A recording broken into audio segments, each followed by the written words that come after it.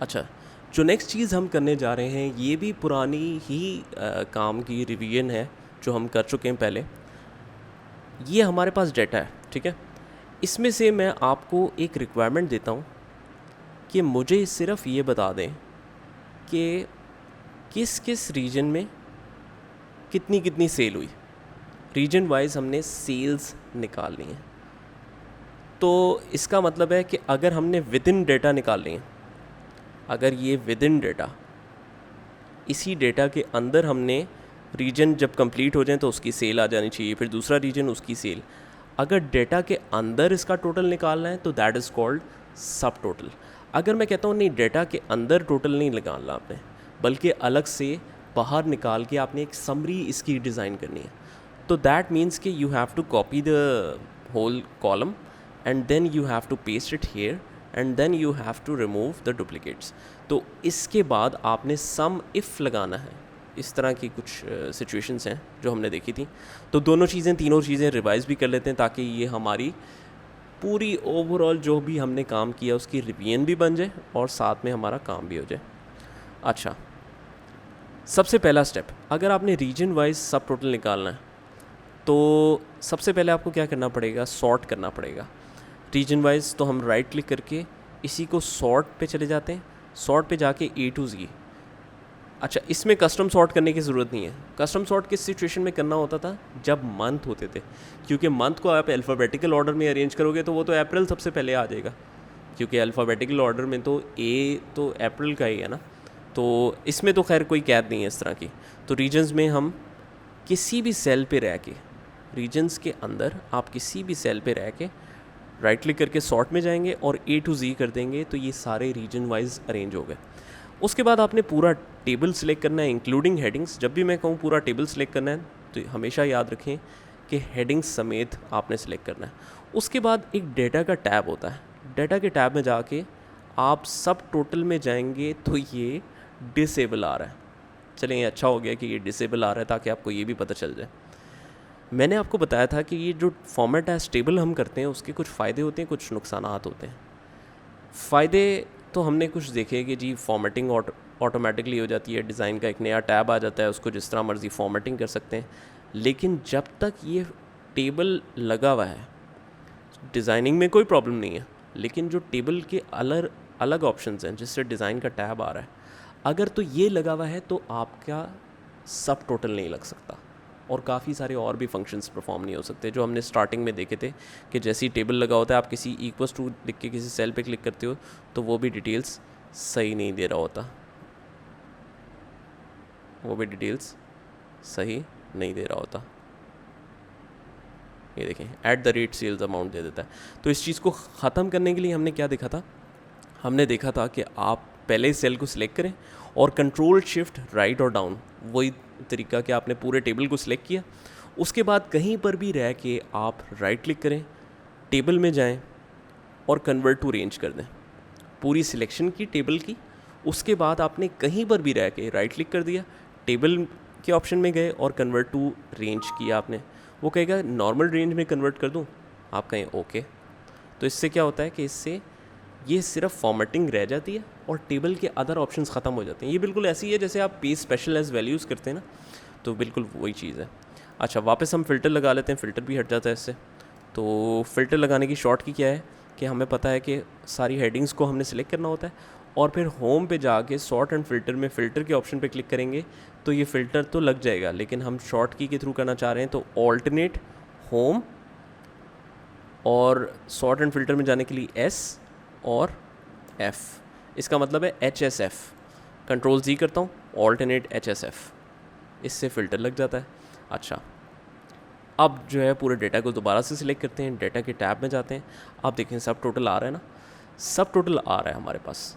वो कह रहे हैं एट ई चेंज इन, हम कहते हैं कि जब रीजन बदले, जब रीजन बदले तो वो कहता है क्या करूं, हम कहते हैं सम करो किस किस चीज़ का, सेल्स अमाउंट का भी और कॉस्ट ऑफ गुड सोल्ड का भी।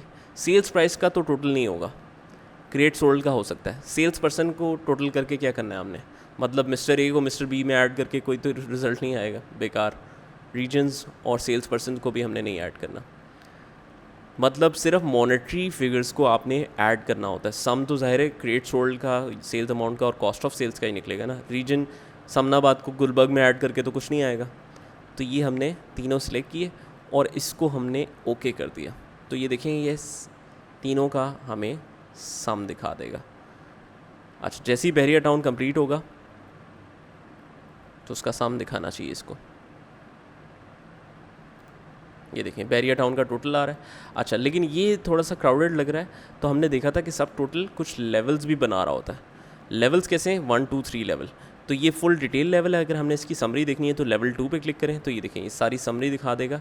इसका मतलब क्या है कि इसने ये जो ग्रुप्स हैं इसको बंद भी कर दिया।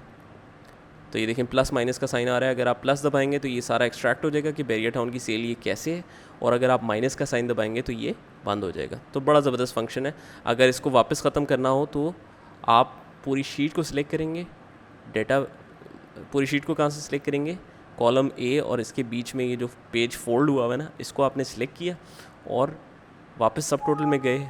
जो भी एरर आ रहा है इसको इग्नोर करके ओके करें और रिमूव ऑल कर दें। वापस ओरिजिनल पोजीशन पे हम आ गए। ठीक है, एक तरीका तो था ये। अच्छा, ये हो गया। नेक्स्ट में हम एक और टेक्निक देखते हैं। पहले आप यहाँ तक करें, फिर हम आगे देखते हैं। अभी तक हमने टेक्निक देखी कि अगर किसी एक एरिया के थ्रू, मतलब रीजन्स के थ्रू, अगर आपने उसकी समरी रिपोर्ट तैयार करनी है विद इन द डेटा, इस डेटा के अंदर ही आपने टोटल्स निकालने हैं, तो सब टोटल की टेक्निक यूज़ होती है। ठीक है, ये हम पहले भी डिस्कस कर चुके हैं। लेकिन अगर बाहर आपने समरी निकालनी हो तो उसकी क्या टेक्निक है? सारे रीजन्स के नाम कॉपी करके हमें बाहर रखने पड़ेंगे। कैसे? हमने ये रीजन्स सिलेक्ट किए कंट्रोल शिफ्ट डाउन से, पहले सेल को सिलेक्ट किया, कंट्रोल शिफ्ट डाउन दबाया, कॉपी करके आपने इसको बाहर कहीं पर भी रख लिया। ये हमने यहाँ पर रखा और इसके बाद हमने इसमें से डुप्लीकेट्स रिमूव करने। तो क्या किया था हमने डुप्लीकेट्स रिमूव करने के लिए? डेटा ऑलरेडी सिलेक्टेड है हमारा, हम डेटा के टैब में जाएंगे। डेटा के टैब में जाके रिमूव डुप्लीकेट्स का ऑप्शन है, इस पर हमने क्लिक किया और ओके कर दिया। तो जितने भी डुप्लीकेट वैल्यूज़ हैं वो फाइंड करके ये सिर्फ यूनिक वैल्यूज़ आपके लिए छोड़ देगा। अब क्योंकि क्राइटेरिया एक है और हमने टोटल सेल्स निकालनी है, ठीक है, टोटल सेल्स निकालनी है और रीजन सिर्फ एक है, मतलब क्राइटेरिया सिर्फ एक है, तो क्या लगेगा? सम इफ़।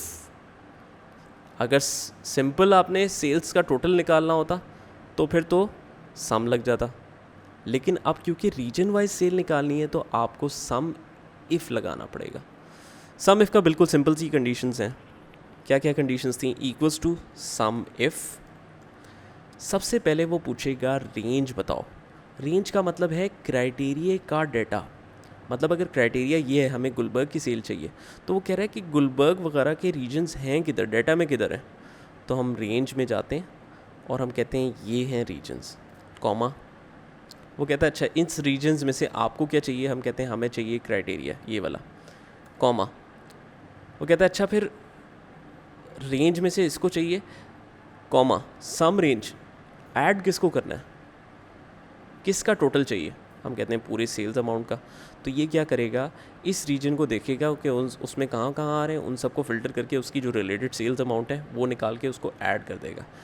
एंटर करते हैं, ये देखें ये आंसर तो आया, लेकिन ये फॉर्मेटिंग का थोड़ा सा प्रॉब्लम है। हम होम पे जाके इसकी फॉर्मेटिंग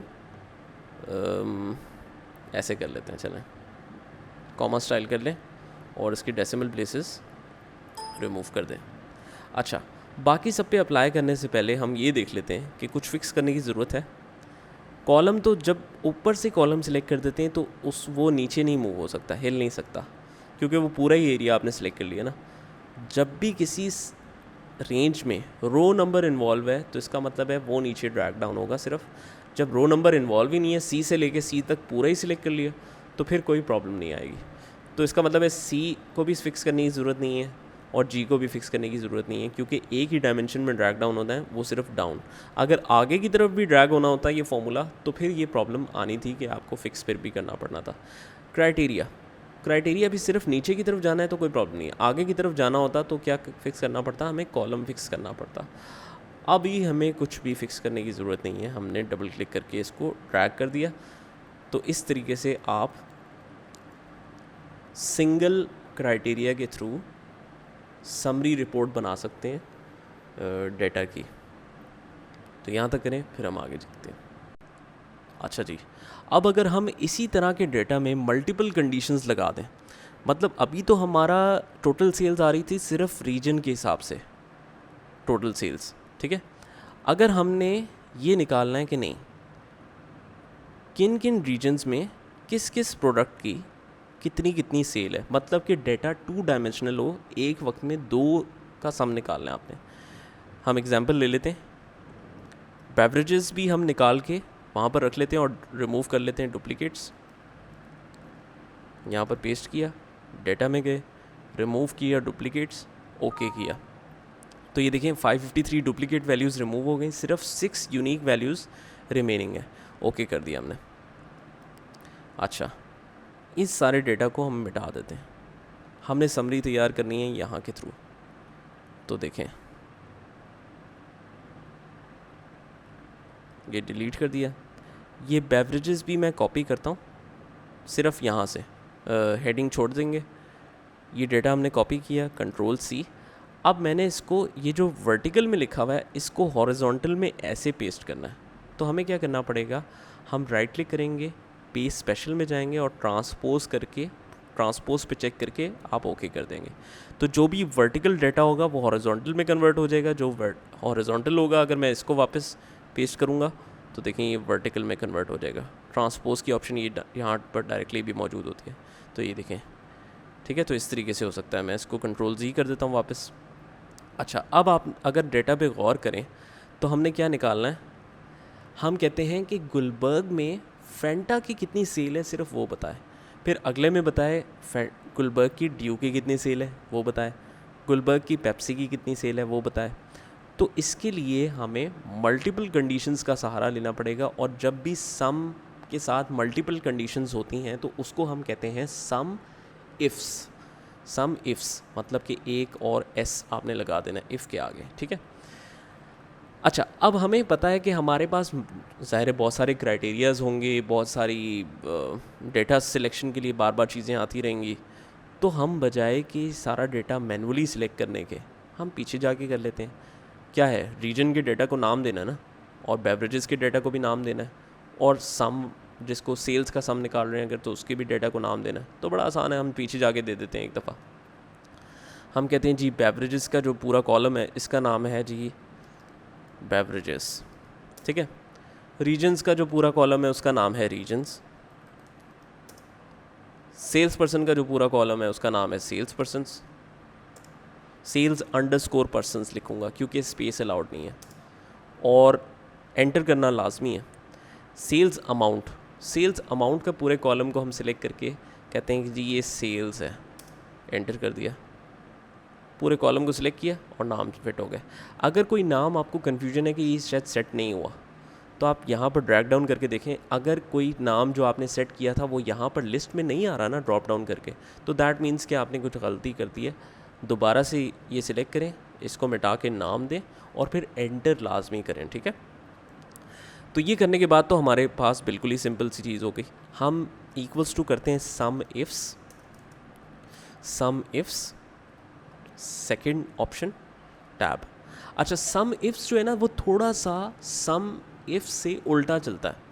मतलब सम इफ में तो सबसे पहले वो पूछता है रेंज बताओ, क्राइटेरिया बताओ, फिर सम रेंज बताओ। इसमें कहता है सबसे पहले सम रेंज बताओ, सबसे पहले ये बताओ कि फाइनली ऐड क्या करना है आपने। हम कहते हैं फाइनली ऐड करनी है सेल्स, मतलब जो भी हम निकालें हमने ऐड जो है वो सेल्स की अमाउंट को करना है, ठीक है। उसके बाद वो आपसे पूछता है कि क्राइटेरिया रेंज 1 बताओ। क्राइटेरिया रेंज 1 क्या है कि अगर क्राइटेरिया पहला वाला रीजन्स है तो उससे रिलेटेड डेटा कहाँ पर है। हम कहते हैं जी डेटा है रीजन्स में। वो कहता है उसमें से आपको कौन सा क्राइटेरिया चाहिए। हम कहते हैं उसमें से गुलबर्ग की हमें सेल चाहिए, कॉमा। वो कहता है क्राइटेरिया रेंज 2 क्या है, मतलब अगर सेकंड क्राइटेरिया आपका फेंटा है, फेंटा के हिसाब से भी आपने निकालनी है, तो उससे रिलेटेड जो बेवरेजेस हैं वो कहाँ पर मौजूद है। हम कहते हैं बेवरेजेस में। ये देखें ये बेवरेजेस आ गए, टैब दबा दिया हमने सेलेक्ट करके, कॉमा, वो कहता है अच्छा इस बेवरेजेस में से आपको किसकी सेल चाहिए, हम कहते हैं फैंटा की। तो ये सम इफ्स है, ब्रैकेट हमने क्लोज़ किया।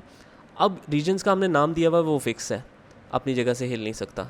सेल्स नाम दिया हुआ है, अपनी जगह से हिल नहीं सकता। बेवरेजेस अपनी जगह पर नाम दिया हुआ है, वो हिल नहीं सकता। ज़्यादातर रेंजेस जो है ना वो अपनी जगह पे फिक्स होती हैं।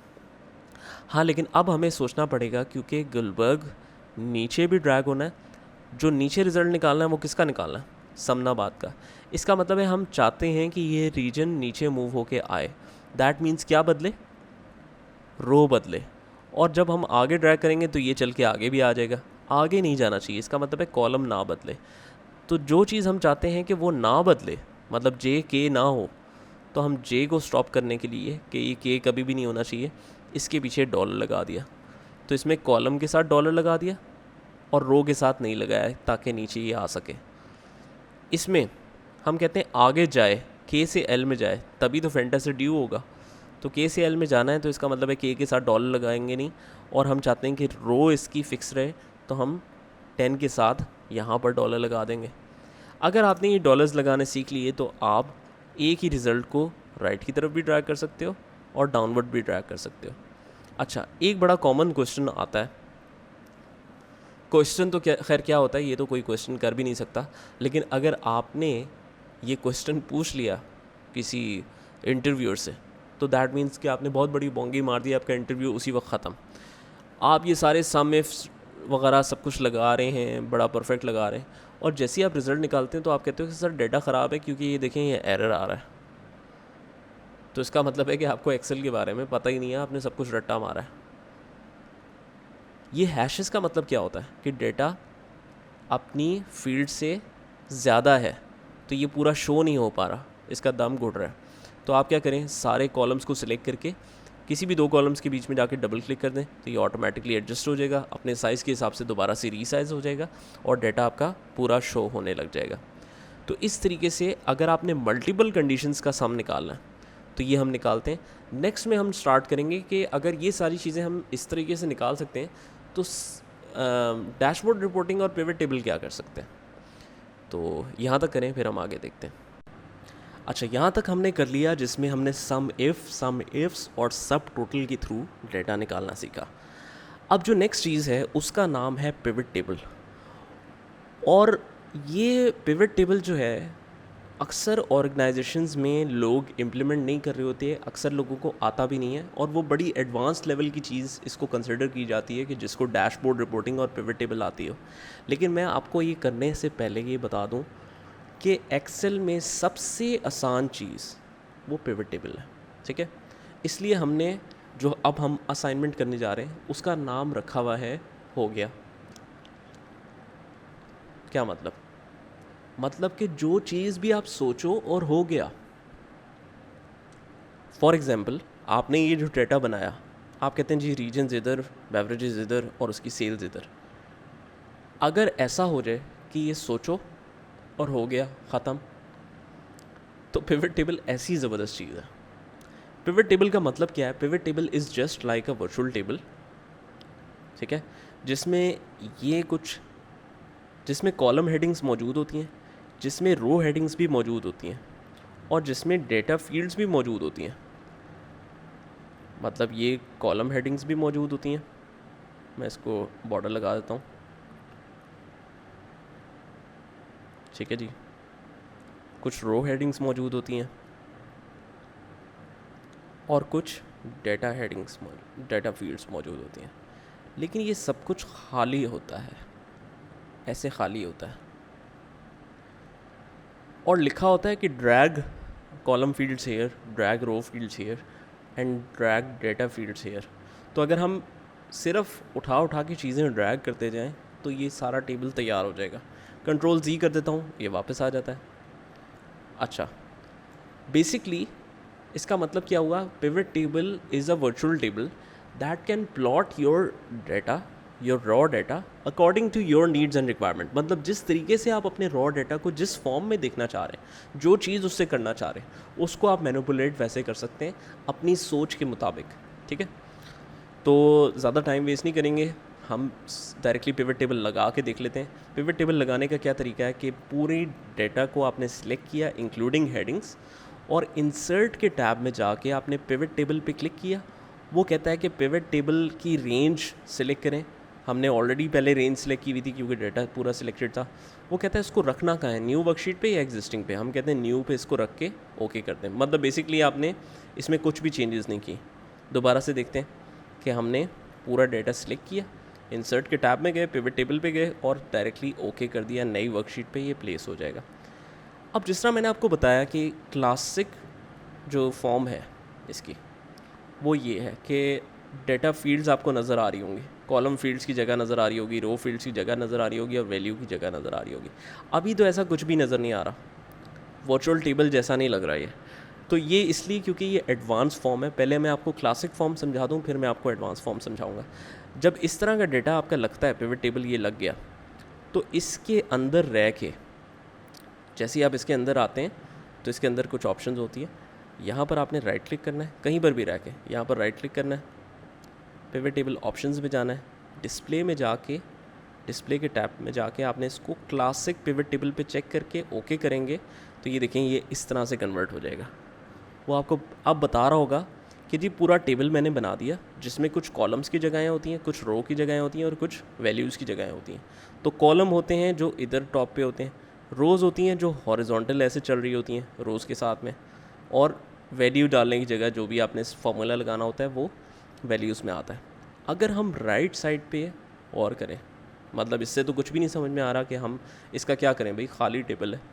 लेकिन अगर राइट साइड पे गौर करें तो हमारे पास कुछ पिवट टेबल फील्ड्स आ रही हैं जिसमें लिखा हुआ है date, beverage item, region, sales person.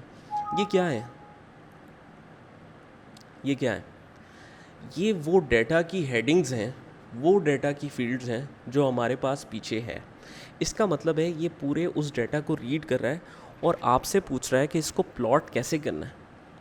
अच्छा, अब हम अगर सेम एनालिसिस बनाना चाहते हैं, हमने लास्ट क्या बनाया था कि किस रीजन की किस प्रोडक्ट की कितनी सेल है।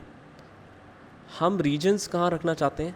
रीजन्स को रोज़ में रखना हमने, तो कोई मसला नहीं है। आप रीजन्स को यहाँ से करके लेफ़्ट क्लिक से उठा लें, जिससे डबल क्लिक करते हैं उससे आप क्लिक करके रखें तो ये ऐसे ब्रेक आ जाएगी। ये उठा के आपने रो फील्ड्स में ला के छोड़ देनी है, ठीक है। फिर बेवरेजेस उठाएं, बेवरेजेस उठा के आपने कॉलम फील्ड्स में छोड़ देनी है, और सेल्स उठा के आपने सेल्स में छोड़ देनी है। देखें सारा काम हो गया। तो कितना बेहतरीन एनालिसिस बन गया, बल्कि उससे भी बेहतर बन गया जो पहले हमने बनाया था। 7 अप का टोटल कितना है, ये टोटल आ गया, कोक का टोटल आ गया, ड्यू का टोटल आ गया। और अगर हम इस तरह देखें तो ये बहरिया टाउन के सारे जो प्रोडक्ट्स हैं उसका इंडिविजुअल टोटल भी है और ग्रैंड टोटल भी है, मतलब कि ये फाइनल टोटल भी लग रहा है सम। अच्छा, दोबारा से लगा के देखते हैं, डिलीट कर देता हूँ। ये तो आपको सिर्फ समझाने के लिए था। अब इसको शॉर्ट की के थ्रू इंसर्ट करते हैं, सेम एनालिसिस बना के देखते हैं एक दूसरे तरीके से। मैंने क्या करना है, सबसे पहले पिवट टेबल के लिए आपको डेटा सिलेक्ट करके इंसर्ट पिवट टेबल करना होता है। तो डेटा पूरा सिलेक्ट करना है including headings, control shift right और डाउन। और अब हम शॉर्ट कीज़ के थ्रू पिवट टेबल इंसर्ट करते हैं। मुझे पता है कि अगर कोई भी शॉर्ट की मैंने कोई भी फंक्शन यूज़ करना हो तो शॉर्ट की क्या होगी, सिर्फ एक ही शॉर्ट की याद रखने की ज़रूरत है, दैट इज़ ऑल्ट। ऑल्टरनेट, अब हमने इंसर्ट में जाना है तो इंसर्ट की शॉर्ट की क्या है, एन, और पिवट टेबल की शॉर्ट की क्या है, वी। तो इसका मतलब है ऑल्टरनेट एन वी, और फिर एंटर दबा दिया आपने तो डायरेक्टली पिवट टेबल इंसर्ट हो जाएगा। अच्छा, अब मैं एक काम करता हूँ, इसको सिलेक्ट करता हूँ और इसको क्लासिक भी नहीं करता, क्योंकि अगर आप एडवांस फॉर्म देखें तो वो कहता है कि एडवांस फॉर्म का मतलब ये है कि चीज़ें डायरेक्टली यहाँ पर तो ड्रैग नहीं हो सकती। ये देखें वो नॉट नो का साइन दे रहा है, लेकिन वो कहता है कि नीचे तो ड्रैग हो सकती हैं अगर आपको पता है कि कॉलम्स क्या होते हैं। कॉलम्स क्या होते हैं, ऐसे, और रोज़ क्या होती हैं, रोज़ क्या होती हैं, वर्टिकल, और वैल्यूज़ बीच में होती हैं जिस तरह हमने पहले देखा था। तो इसी तरह का डेटा अगर आप इधर ड्रैग कर दें तो वो भी पिवट टेबल बन जाएगा और ज़्यादा आसान हो जाएगा। तो हमने क्या करना था, रीजन्स उठा के कहाँ डालूँ मैं, रोज़ में डाल देता हूँ। बेवरेजेस उठा के कहाँ डालूँ, बेवरेजेस कॉलम्स में डाल देते हैं। और सेल्स उठा के कहाँ डालें, वैल्यूज़ में डाल देते हैं। तो देखें सेम टोटल बन गया बेहतरीन तरीके से। तो इस तरीके से पिवट टेबल की सारी चीज़ें की जा सकती हैं। अच्छा, थोड़ी सी और चीज़ देखते हैं। अगर हमने ये डेटा दूसरे तरीके से बनाना होता, दूसरे तरीके से मतलब कि हम कहते हैं यार ओहो ये तो गलत बन गया, ये तो रीजन्स जो हैं वो होने चाहिए ऊपर और प्रोडक्ट्स होनी चाहिए नीचे। तो अगर हम गौर करें तो देखें कॉलम्स में क्या सिलेक्टेड है, बेवरेजेस, और रोज़ में क्या सिलेक्टेड है, रीजन्स। तो रीजन्स हमें कहाँ चाहिए, कॉलम्स में, और बेवरेजेस कहाँ चाहिए, रोज़ में। तो कोई मसला नहीं है, इसको उठा के ऊपर ले जाएं और इसको उठा के नीचे ले आएँ, तो ये पूरा टेबल आपका चेंज हो जाएगा। तो यहाँ तक सारी चीज़ें करें, जितना जितना जो जो मैंने स्टेप्स किए हैं एग्जैक्टली वही फॉलो करके यहाँ तक पहुँचे। उसके बाद जो है मैं इसी के आगे बताता हूँ कि फ़र्दर एडवांसमेंट इसमें क्या हो सकती है। तो यहाँ तक करें, फिर आगे चलते हैं।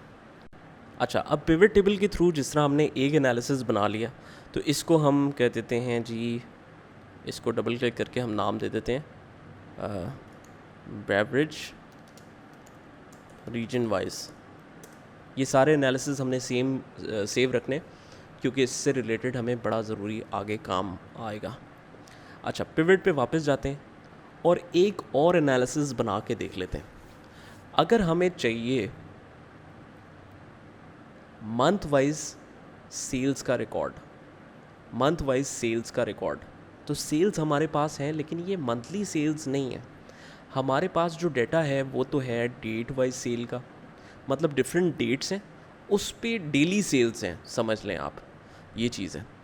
अब हमने इसको मंथ में कन्वर्ट करना है, तो एक तरीका हमें ये जहन में आता है कि हम यार फ़ौरन एक कॉलम इंसर्ट करें, और अगर तो हम मंथ सीरियल नंबर में निकालना चाह रहे हैं तो फॉर्मूला होगा इक्वल्स टू मंथ, और सीरियल नंबर सेलेक्ट करेंगे तो वो कहेगा कि जी मंथ निकाल दिया, और डेट की फॉर्मेटिंग अगर आ रही है तो आपने इसको जनरल पे कर देना है। एक तरीका तो ये है। अगर हमने कहना है कि नहीं, मंथ से ये तो सीरियल नंबर निकाल रहा है, हमने तो निकालना है कि ये मंथ का नाम क्या है, तो अगर वो निकालना हो तो text equals to text, value select की, कॉमा, फॉर्मेट वो बता रहा है कि क्या होना चाहिए, और फॉर्मेट के साथ क्योंकि टेक्स्ट लिखा है तो इन्वर्टेड कॉमर्स में हमने एम 4 दफ़ा लिखा, तो वो फुल मंथ का नाम निकाल देगा। लेकिन हमारे पास ये दोनों काम करने में हमें टाइम लगेगा, ये दोनों चीज़ें करने की ज़रूरत ही नहीं है। हम क्या करेंगे, डायरेक्टली क्या करेंगे, पूरा डेटा सिलेक्ट करेंगे, और जो शॉर्ट की मैंने बताई थी ऑल्टरनेट, फिर एन, फिर वी, और फिर एंटर, ये तीनों शॉर्ट कीज़ आपने दबा के, उसके बाद आप क्या करें, मंथली सेल्स, तो इसका मतलब है हमें रोज़ में मंथ्स चाहिए, हम डेट को ही उठा के रोज़ में डाल देते हैं और सेल्स को उठा के वैल्यूज़ में डाल देते हैं। अब ये तो डेली सेल्स हुई, date wise sales, daily sales है, लेकिन कोई मसला नहीं, अगर हम चाहते हैं कि ये मंथ्स में हो जाए तो हम राइट क्लिक करते हैं और इसको ग्रुप कर लेते हैं। मतलब कि रो कॉलम्स के अंदर किसी भी सेल पे आप राइट क्लिक करके इसको ग्रुप करेंगे तो ये ऑप्शन आएगी। सबसे पहले आपने एक चीज़ की एहतियात रखनी है, अगर तो साल एक ही है, सिर्फ 2016 है, तो इसका मतलब है ओवरलैपिंग मंथ्स नहीं आ रहे, मतलब जनवरी 2016 और जनवरी 2017 दो जनवरी अलग अलग सालों के नहीं हैं। लेकिन अगर डेटा ऐसा है कि 1 जनवरी 2016 और एंडिंग डेट है 1 जनवरी 2018, इसका मतलब है इसमें हर महीना ओवरलैपिंग है, फरवरी 2016 का भी है, 2017 का भी है, मार्च 2016 का भी है, 2017 का भी है। तो अगर आप सिर्फ मंथ्स करके, मंथ्स पे क्लिक करके ओके करते हैं तो वो कर तो देगा और क्लब भी कर देगा, लेकिन ये जो जनवरी है इसमें 2 सालों की जनवरी की सेल्स कंबाइंड है, जो कि बड़ी मिस रिप्रेजेंटेशन है। तो हम क्या करते हैं, इस सिचुएशन में आपने ग्रुप में जाके, एक ऑप्शन तो ये है कि अगर आपने सिर्फ 2016 लेना है तो आप एंडिंग डेट खुद से मिटा के लिख लें कि जी 31 दिसंबर 2016 तक मैंने एनालिसिस लेना है। लेकिन अगर ये 18 तक या ऑटोमेटिक डिटेक्ट कर रहा है तो आप कहेंगे फिर मंथ्स वाइज तो क्लब करना है, लेकिन बाय ईयर्स भी करना है, मंथ्स वाइज तो क्लब करना है लेकिन बाय ईयर्स भी क्लब करना है। ओके कर दें। आप देखें वो कह रहा है जी 2016 के जनवरी की और सारी ये सेल है, और जो 17 की सेल है वो सारी ये है। इस तरीके से आप एनालिसिस निकाल सकते हैं। अच्छा, ये हो गया मंथ वाइज सेल्स। उसके बाद एक और एनालिसिस बनाते हैं। हम वापस पिवट पे आते हैं और अब निकालते हैं सिर्फ एक रीजन वाइज सेल अगर निकालनी है तो क्या करेंगे आप? रीजन वाइज सेल्स निकालनी है, या चलें रीजन वाइज तो पहले भी निकाली हुई थी हमने, बेवरेजेस के हिसाब से सेल निकालनी है। जिस तरह हम निकालते थे ना सिंपल सम इफ़ के थ्रू। सम इफ़ के थ्रू तो क्या करते थे कि आप बेवरेज आइटम सारे कॉपी किए, पेस्ट किए, रिमूव डुप्लीकेट्स किया, फिर सेल्स सम इफ़ लगा के आपने निकाल ली। लेकिन अब तो हम कर रहे हैं पिवट टेबल। तो पिवट टेबल के थ्रू इसका क्या सोल्यूशन है? अब हम क्या करेंगे, पूरा डेटा को सिलेक्ट करेंगे, same procedure, alternate N V enter. हम क्या करते हैं, सिंपल बेवरेजेस रोज़ में उठा के डाल दें, सेल्स वैल्यूज़ में उठा के डाल दें। तो ये सिंपल उसने वही बता दिया जो आप मांग रहे थे। हम कह रहे थे 7 अप की सेल्स कितनी है बेवरेजेस वाइज, सबकी ये सेल है। अच्छा, लेकिन हम कहते हैं कि हमें ये नहीं चाहिए, हमें चाहिए percentage of contribution of each product in total sale. मतलब कि अगर ये ग्रैंड टोटल इसका 100% बन रहा है, ये 100% अगर सेल है, तो उसमें से ये प्रोडक्ट कितना परसेंट कंट्रीब्यूट कर रही है, ये परसेंट कितना कंट्रीब्यूट कर रही है, ये कितना कंट्रीब्यूट कर रही है। तो इन परसेंटेज इसको अगर कन्वर्ट करना हो हमने, तो क्या करना है, आपने इसी फील्ड्स को राइट क्लिक करना है और वैल्यू फील्ड सेटिंग्स में जाना है। वैल्यू फील्ड सेटिंग्स में एक ऑप्शन है सेकंड टैब में, शो वैल्यू एज का। इधर जाके आप इसको सेकंड ऑप्शन पे कर दें परसेंटेज ऑफ ग्रैंड टोटल और ओके कर दें। तो देखें वो कह रहा है 100% टोटल सेल्स है, जिसमें से ये परसेंटेज में कंट्रीब्यूशन है स्प्राइट की सबसे ज़्यादा है, उसके बाद है कोका कोला की, उसके बाद है ड्यू की। तो बड़ी आसानी से हमें ये चीज़ें पता चल गई। कितना ज़बरदस्त काम हो गया। दोबारा से देखें, हमने क्या करना है, ये तो आपको पता चल ही गया है कि जी अगर बेवरेजेस की सेल निकालनी होगी तो बेवरेजेस जो हैं वो हमने रोज़ में डाल दी और सेल्स जो है वो वैल्यूज़ में डाल दी। यहाँ तक तो बिल्कुल सिंपल है। अगर हमने इसकी परसेंटेज निकालनी है तो आपने किसी भी वैल्यूज़ की फील्ड पे राइट क्लिक करना है और वैल्यू फील्ड सेटिंग्स में जाना है, सेकंड टैब में जाना है और कहना है show percentage of grand total और ओके कर दें। तो ये सारी परसेंटेजेस में कन्वर्ट हो जाएगी। तो बड़ा ज़बरदस्त ये भी एनालिसिस हो सकता है। तो हम कहते हैं जी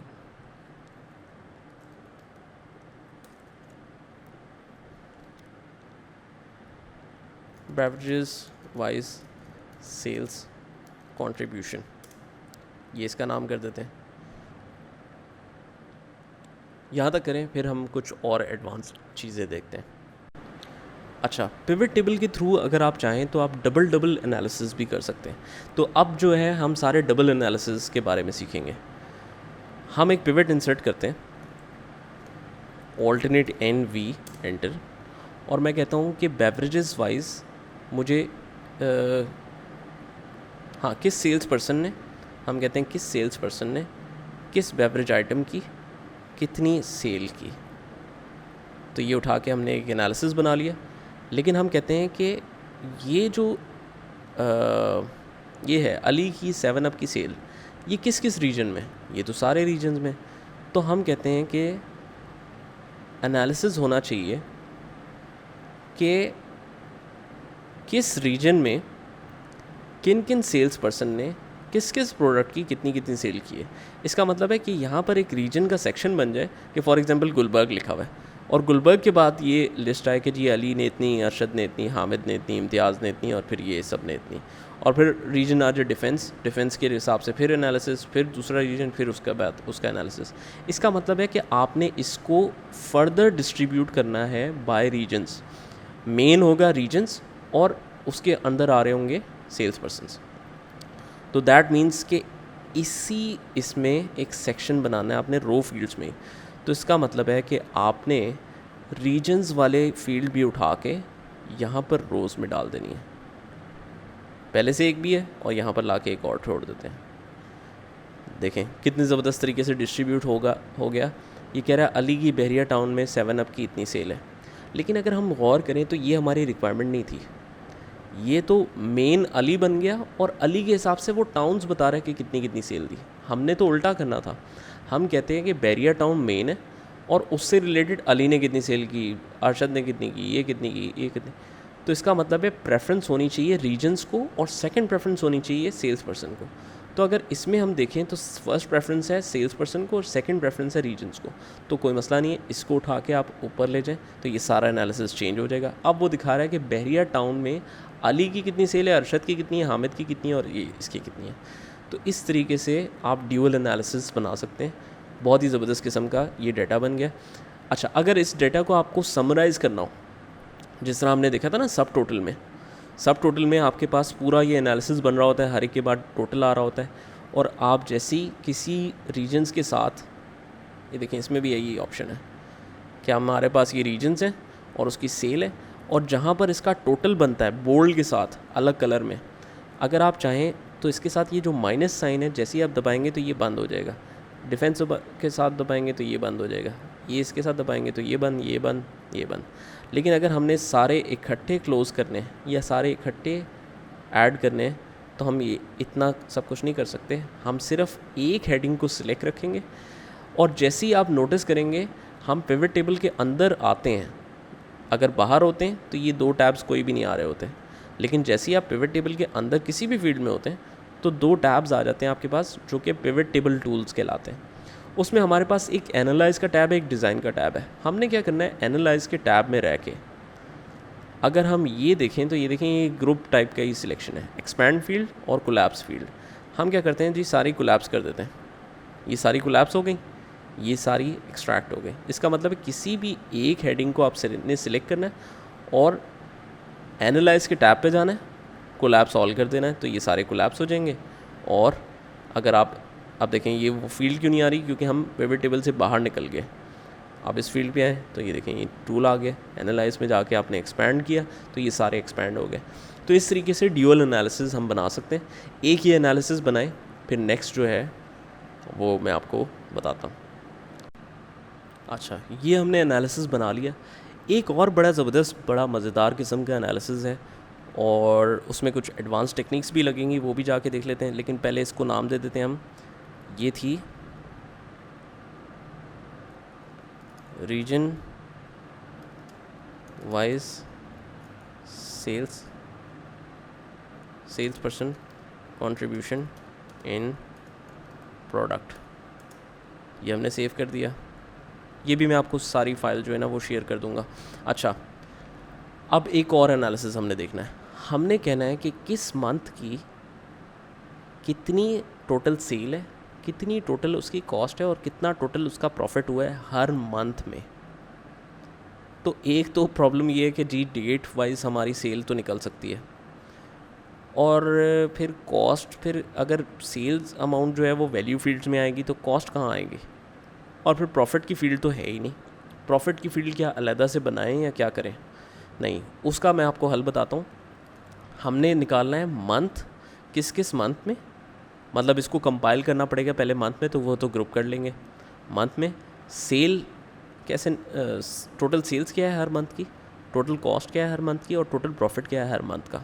तो अगर आपने ऐसा एनालिसिस बनाना हो तो आपने पूरे टेबल को विद डेटा हेडिंग्स सिलेक्ट करना है, ऑल्टरनेट NV एंटर, और डेट को हम रखेंगे रोज़ में। तो ये देखें ऑटोमेटिकली क्लब हुआ हुआ है। हम चाहें तो इसको ग्रुप कर लें बाय मंथ्स और बाय ईयर्स, बाय मंथ्स और बाय ईयर्स। अगर कभी ख़त्म करना हो ग्रुप तो आप अनग्रुप कर सकते हैं। तो पहले हम अनग्रुप ही रहने देते हैं और इसको एनालिसिस बना के देख लेते हैं। अच्छा जी, ये डेट्स हैं। हमने आप कहना है सेल्स भी यहाँ पर डालेंगे, आप कॉस्ट भी यहाँ पर डालेंगे, ठीक है ना। और इसको अब हम क्लब कर देते हैं जी ग्रुप करके बाय मंथ्स और बाय ईयर्स, दोनों को हमने सेलेक्ट किया और ये देखें ये क्लब हो गया। तो ये हर मंथ की बता रहा है कि जी जनवरी की टोटल सेल ये है और कॉस्ट ये है, फरवरी की टोटल सेल ये है, कॉस्ट ये है। तो अगर हमने इसको कॉमा स्टाइल पे करना है तो आप होम टैब पे जाके वही जो तरीका होता है वो आपने कॉमा स्टाइल कर दिया और डेसिमल प्लेसेस जो एडिशनल हैं वो आपने कम कर दिया। तो ये अच्छे तरीके से आपको बता रहा है। अच्छा, अब हमने क्या करना है, इसमें मज़ीद एक और चीज़ डालनी है। सबसे पहले तो हम, अच्छा अगर आप चाहें तो कैप्शन भी चेंज कर सकते हैं। हम कहते हैं ये इसका नाम है सेल्स एनालिसिस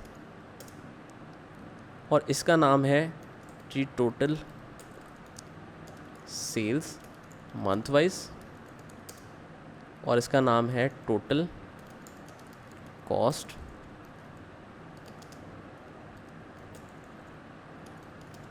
मंथ वाइज और इसके बाद टोटल प्रॉफिट मंथ वाइज हमने निकालना है। अच्छा, अब प्रॉफिट निकालने के लिए हम क्या करें? प्रॉफिट निकालना थोड़ा सा मसला है क्योंकि प्रॉफिट की तो पीछे फील्ड ही नहीं थी।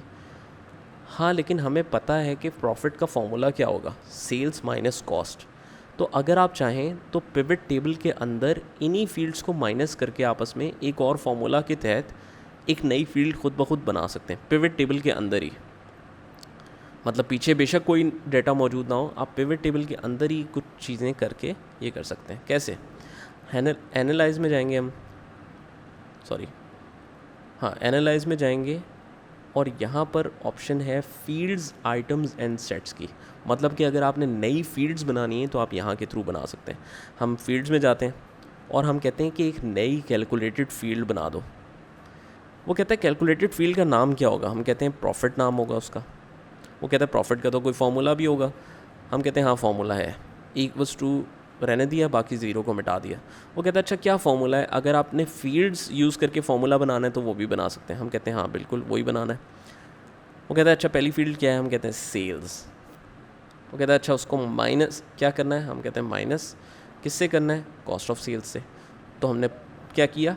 Simple fields items and sets में गए, नाम रखा प्रॉफिट और हम कहते हैं कि ये सेल्स वाली फील्ड को अगर कॉस्ट ऑफ सेल्स से माइनस करें तो ये फील्ड बन जाती है। इसको ओके करें। ये देखें खुद ही सम ऑफ प्रॉफिट आ गया जो कि इसको माइनस करके आ रहा है। अब हम इसको नाम दे सकते हैं जी टोटल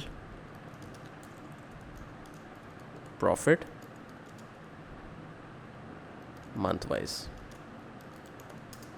ठीक है, साथ में मैं आपको थोड़ा सा फॉर्मेटिंग के बारे में भी बता देता हूँ। अगर आपको इसकी फॉर्मेटिंग पसंद नहीं है तो आप बड़ी आसानी से इसकी फॉर्मेटिंग चेंज कर सकते हैं।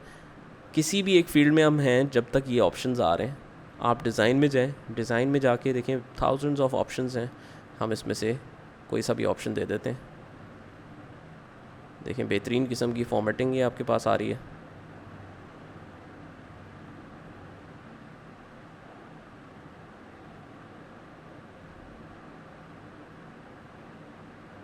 ठीक है जी, ये हमारे पास फॉर्मेटिंग आ गई। जो भी आपको पसंद हो आप उसके हिसाब से ये कर सकते हैं। मैं ऐसा करता हूँ थोड़ा सा ब्राइट कलर दे देता हूँ, ये दे देते हैं या चलेंगे। ठीक है, जो भी आपको पसंद है। आपने ये फॉर्मेटिंग कर ली इसकी। अगर हमने समरी करनी है तो एक दफ़ा दोबारा से देख लें। 2016 को आपने क्लिक करके रखना है, एनालाइज पे जाना है, कोलैब सॉल्व करना है तो देखिए इस ईयर वाइज समरी हो जाएगी। अगर आपने डिटेल देखनी है तो आप प्लस दबा के ये भी देख सकते हैं। अच्छा, हम इसका नाम रख देते हैं जी सेल्स कॉस्ट एंड प्रॉफिट। ठीक है। अच्छा, एक बड़ी इम्पॉर्टेंट चीज़ मैंने आपसे शेयर नहीं की अभी तक, वो हम देख लेते हैं फाइनली। हम कहते हैं कि जी 7 अप की बैरिया टाउन में इतनी सेल है। अगर कभी आपने इसकी डिटेल देखनी हो कि जी 7 अप की बैरिया टाउन में इतनी सेल कैसे है, तो डिटेल दिखाओ मुझे। तो शो डिटेल्स करने के लिए आपने क्या करना है? कुछ भी करने की ज़रूरत नहीं है। हम कह रहे हैं 7 अप की बैरिया टाउन में इतनी सेल है, कैसे है? डबल क्लिक करके डिटेल देख लें। डबल क्लिक करेंगे तो देखें एक नई शीट इंसर्ट करके इसने एक रिपोर्ट बना के तैयार कर दी आपको, जिसमें ऑटोमेटिकली सारे फ़िल्टर्स लगे हुए हैं कि सिर्फ 7 अप की, सिर्फ बैरिया टाउन की और सिर्फ उसकी सेल दिखाएगा, 7 अप की बैरिया टाउन की सेल दिखाएगा। तो ये एडवांस फ़िल्टर टाइप भी चीज़ हो गई। ड्यू की बैरिया टाउन में कितनी सेल है, ये है। या डिफेंस में कितनी सेल है जी, ये है। तो हमने डबल क्लिक किया तो अब देखें सिर्फ ड्यू की और डिफेंस की सेल दिखा रहा है। तो ये ऑटोमेटिकली सारी चीज़ें हो जाएगी। अब आपके माइंड में ये क्वेश्चन आ रहा होगा कि जी अगर सारी चीज़ें पिवट टेबल के थ्रू ही हो सकती हैं तो फिर सम इफ़ का, सब टोटल का और एडवांस फ़िल्टर वगैरह का क्या काम है? इसका जवाब ये है कि उसका बहुत बड़ा काम है। पिवट टेबल नो डाउट कि बड़ी अच्छी चीज़ है, लेकिन वो सिर्फ लिमिटेड सिचुएशंस में चल सकता है। अगर डेटा सिर्फ एक ही शीट पे हो विदाउट एनी ब्रेक्स हो तो सिर्फ तब वो चल सकता है, और डेटा हर रीजन के हिसाब से बार बार ये रिपीट हो रहा हो हर फील्ड में। मतलब कि अगर सिर्फ फेंटा भी है ना, तो आपने हर जगह पर फेंटा फेंटा फेंटा फेंटा बेवरेज आइटम हर जगह पे नाम मौजूद होना चाहिए। अगर ये नहीं मौजूद तो फिर मसला होगा। लेकिन सम इफ़ और सब टोटल जो है उसके बगैर भी कुछ सिचुएशंस में चल सकते हैं। आगे अगर ये मौका मिलेगा तो मैं आपको दिखाऊंगा कि किन सिचुएशंस में, देखें जब ऐसी सिचुएशंस भी आ जाती हैं जिसमें आपका पिवट टेबल बिल्कुल भी नहीं चल सकता, उसमें सिर्फ सम इफ़ और सम इफ़ सी चलता है।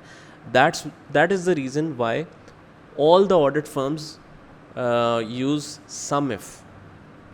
पिवट टेबल्स वो इतनी ज़्यादा यूज़ नहीं करती क्योंकि उनके पास डेटा होता है मल्टीपल शीट्स पे। कुछ डेटा यहाँ से लेना है, क्राइटेरिया यहाँ से, सम रेंज यहाँ से, रेंज वहाँ से, तो उस सिचुएशन में पिवट काम नहीं करेगा। तो ये कुछ चीज़ें जो हमने देखी हैं। इसके बाद हम नेक्स्ट देखेंगे कुछ एनालिसिस और डैशबोर्ड रिपोर्टिंग क्या चीज़ है। तो यहाँ तक करें पहले, फिर हम आगे चलते हैं। अच्छा, अभी तक का जो हमने काम किया है ये हमारे पास मॉड्यूल 4 फिनिश 1 के नाम से ये मैंने फ़ाइल सेव कर दी है, ठीक है, जिसमें सारा कुछ एनालिसिस हर तरह का बना हुआ है। ये हम इसको डिटेल में देखेंगे। एक चीज़ मज़ीद रह गई है, वो मैं आपको करना सिर्फ बता देता हूँ। अगर आपको ये सारा एनालिसिस बनाना हो सेपरेट पेजेस पे, फॉर एग्ज़ाम्पल हम एक काम करते हैं, पूरा पिवट टेबल एक इंसर्ट करते हैं, फिर मैं आपको समझाता हूँ। Alternate NV enter. हमने कहा रीजन वाइज किस बेवरेज की कितनी सेल है। अब ये हमने सिंपल सा एनालिसिस बना लिया। सबसे पहले तो ये मुझे बताएं कि अगर मैं ये कहता हूँ कि जी बहरिया टाउन का 7 अप में इतनी सेल है, ये तो ओवरऑल सारे सेल्स पर्सनस को मिला के बता रहा है। आपने किसी एक सेल पर्सन का अली का फ़िल्टर लगाना है, एनालिसिस यही रहे, इसमें अली मज़ीद नहीं लाना आपने। मतलब अगर हम सेल्स पर्सन यहाँ पर ले आते हैं तो ये तो डेटा में एनालिसिस का पार्ट बन जाता है ना। हम कहते हैं नहीं, ऐसे नहीं करना, इसको रिमूव कर दें। अच्छा, रिमूव करने का एक तरीका ये भी मज़ेदार है कि आप ये रो से उठाएं और यहाँ पर खाली जगह पे डाल दें, तो ये ख़त्म हो जाता है, ठीक है। मैं कहता हूँ कि इसको फ़िल्टर करना है आपने, डेटा यही होगा, एनालिसिस यही होगा, लेकिन रिपोर्ट सिर्फ वो एक के लिए शो कर रहा होगा। तो अगर ऐसे फ़िल्टर अगर आपने लगाना हो तो इसमें से कोई भी फील्ड यूज़ नहीं करेंगे, बल्कि सेल पर्सन को हम फ़िल्टर्स में डाल देंगे। फ़िल्टर्स में डाल के वो कह रहा है कि ये रिपोर्ट तो ऑल के लिए आ रही है, आपने किसी स्पेसिफिक के लिए निकालनी है। हम कहते हैं हाँ, हमने निकालनी है जी सिर्फ अली के लिए। तो सिर्फ अली सिलेक्ट किया आपने, ओके किया, तो अब देखिए ये सिर्फ अली की ही रिपोर्ट दे रहा है। अगर आप सिर्फ हामिद करेंगे तो ये सिर्फ हामिद की ही रिपोर्ट दे रहा है। तो ये बड़ा अच्छा तरीका है कि अगर आपने अलग एनालिसिस बनाने हो तो आप ऐसे कर सकते हैं। लेकिन अगर मैं आपको एक और मज़ेदार रिक्वायरमेंट दे दूँ, मैं कहता हूँ कि जी ठीक है, सेल्स पर्सन है, ऐसे निकल सकते हैं, ठीक है जी, कोई मसला नहीं है। अब मेरे पास 20 सेल्स पर्सन है, मैं आपको कह देता हूँ नहीं जी, एक काम आपने हर सूरत करना है जी, हर नई शीट पे ये एनालिसिस बनाओ, अली का अलहदा, अरशद का अलहदा, हामिद का अलहदा, इम्तियाज़ का अलहदा। अब आप फ़िल्टर लगा लेते हो तो फ़िल्टर लगा लो, कोई मसला नहीं है, लेकिन मुझे हर शीट उसके नाम से चाहिए और उससे रिलेटेड उसका एनालिसिस भी चाहिए। तो इसका मतलब तो आपने ये हल निकाल के अभी भी आपके लिए मुसीबत लग रही है। आप कहते हो यार पता नहीं हर पिवट टेबल को शायद कॉपी करना पड़ेगा, फिर फ़िल्टर लगाना पड़ेगा, तो काम तो फिर भी जल्दी हो जाएगा, लेकिन फिर भी टाइम तो लगेगा। तो उस सिचुएशन में आप ऑटोमेटिकली सेल्स पर्सन की हर रिपोर्ट को उसके नाम से शीट भी आ जाएगी और डिफरेंट जगह पे ब्रेक भी हो जाएगा। कैसे?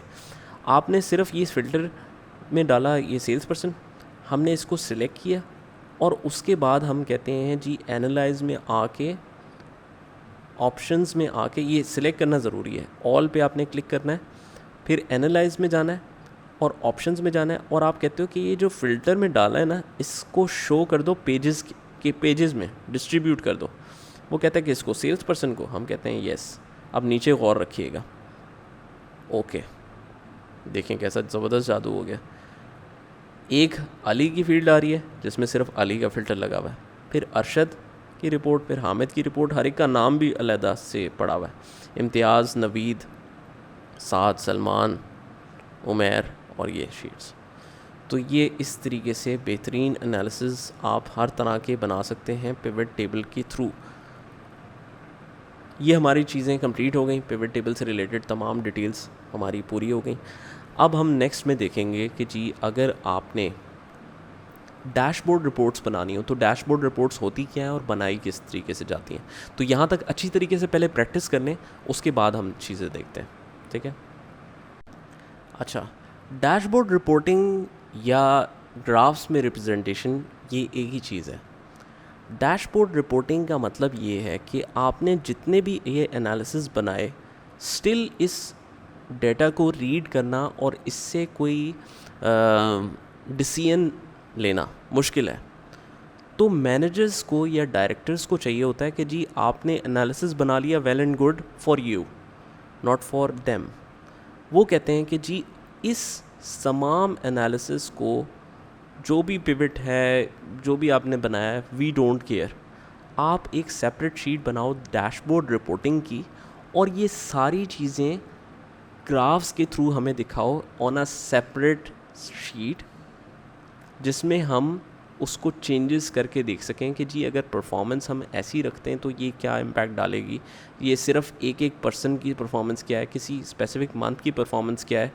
मतलब ये सारा डेटा जो है वो ग्राफिकल फॉर्म में कन्वर्ट करने का मतलब है dashboard report on a single sheet, ठीक है, समझ में आ गई। तो ये लगाने के लिए आपने जो एग्जिस्टिंग रिपोर्ट्स बनाई हैं उसी से रिलेटेड हमने एक चार्ट बनाना है और उसको एक सिंगल शीट पे डाल देना है। लेकिन हमने कुछ एक्स्ट्रा डाटा बनाया हुआ था, ये अली और अरशद वाला, ये तो डाटा कुछ ज़्यादा ही है, ये हम डिलीट कर देते हैं। अब हमारे पास इतनी सारी फील्ड्स हैं, अली है, अरशद है, हामिद है, हमने ये सारी शीट्स इकट्ठी डिलीट करनी है। तो कैसे करेंगे, आप पहले एक शीट को सिलेक्ट करें और फिर शिफ्ट दबा के रखें, शिफ्ट दबा के आगे चलते जाएं। हम कहते हैं जी उमैर तक डिलीट करनी है, तो हमने ये जैसे ही उमैर पे क्लिक किया तो देखें ये सारे हाईलाइटेड आ गए। अब आप राइट क्लिक करें और डिलीट करें, वो कह रहा है कि मल्टीपल शीट्स हैं, डिलीट करते हैं, ये सारी डिलीट हो गई, ठीक है। और फिर ये शीट 1 जो है ये भी मैंने आपको सिर्फ दिखाने के लिए बनाई थी, इसको भी डिलीट कर लेते हैं। तो इसका मतलब है हमारे पास ये 4-5 एनालिसिस हैं जिसका हमने डैशबोर्ड रिपोर्ट बनानी है। बेवरेजेस रीजन वाइज हैं, मंथ वाइज सेल्स हैं, बेवरेज वाइज सेल्स कंट्रीब्यूशन है, फिर सेल्स वाइज सेल्स प्राइस और वो है, फिर सेल्स कॉस्ट एंड प्रॉफिट है, और फिर पिवट टेबल की ओरिजिनल फाइल है। अगर हमने इसको सबसे पीछे लाना है तो इसको भी हम सिलेक्ट करके ड्रैग करके सबसे पीछे लेके आ सकते हैं कि जी ये हमारी मेन शीट है, यहाँ पर आके इसको छोड़ दें। अच्छा, अब हमने सबसे पहला टेबल देखना है और उससे रिलेटेड हमने बनाना है। अच्छा, अगर हम याद करें कि चार्ट्स हमने कितनी तरह के किसी भी एनालिसिस में, बेशक what ever you have studied, ज़्यादातर लाइन आपने जो है वो 3 चार्ट्स देखे होंगे। एक होता है बार चार्ट, एक होता है लाइन ग्राफ, और एक होता है पाई चार्ट। सबसे कॉमन एनालिसिस जो है वो हमने इसी तरह के देखे।